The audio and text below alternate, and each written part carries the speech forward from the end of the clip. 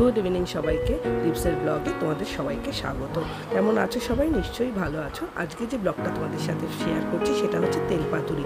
হ্যাঁ, বরকে বলেছিলাম মাছের ডিম আনতে, ডিমের বড়া খাবো। বর খানিকটা মাছের তেল নিয়ে চলে এসছে। তো তেলের বড়া তো ইউজুয়ালি আমরা খাই, কিন্তু মাকে দেখতাম তেল দিয়ে একটা পাতুরি মতন করতো। তো সেটাই আজকে চেষ্টা করেছি মাকে জিজ্ঞেস করে।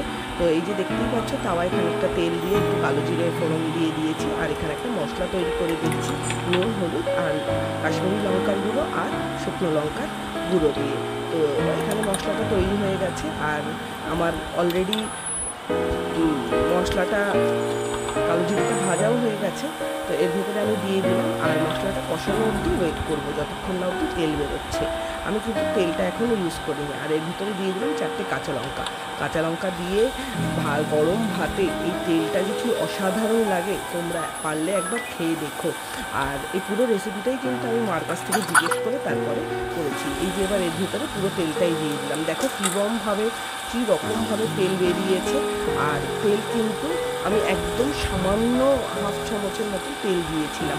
পুরো তেলটাই কিন্তু এই মাছের তেলটা গলে গিয়ে বেরিয়ে গেছে। আর এই তেলটা জানো তো, ছোটোবেলায় আমরা মা যখন করতো, আমার মামাতো ভাই, আমি, দিদি, আমরা রীতিমতো মারামারি করতাম যে এই তেলটা কে খাবে। তো তেলটা কিন্তু অসাধারণ খেতে হয়েছিল।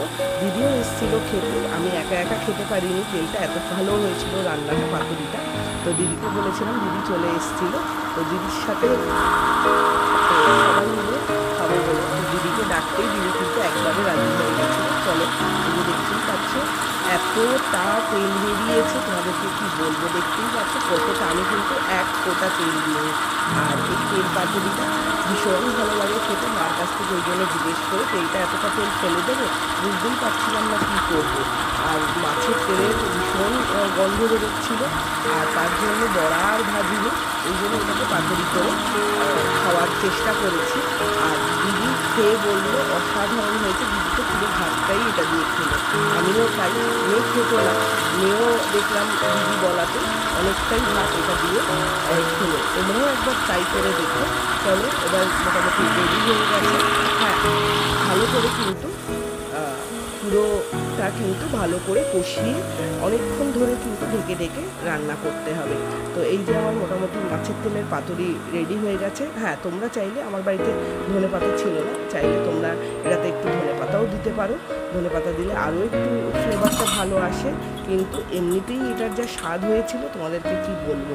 তো একবারও তোমরা করে খেও। আর কে কোথা থেকে দেখছো এই তেল পাতুরি ব্লগটা আমাকে অবশ্যই জানিও। আর বাড়িতে করলে অবশ্যই আমাকে জানিও গরম ভাতে খেতে কেমন লেগেছে। তো আজকের ব্লগটা এই পর্যন্তই। তোমরা ভালো থেকো, সুস্থ থেকো, আর অবশ্যই বাড়িতে করলে কিন্তু একবার আমাকে জানিও কমেন্ট করে।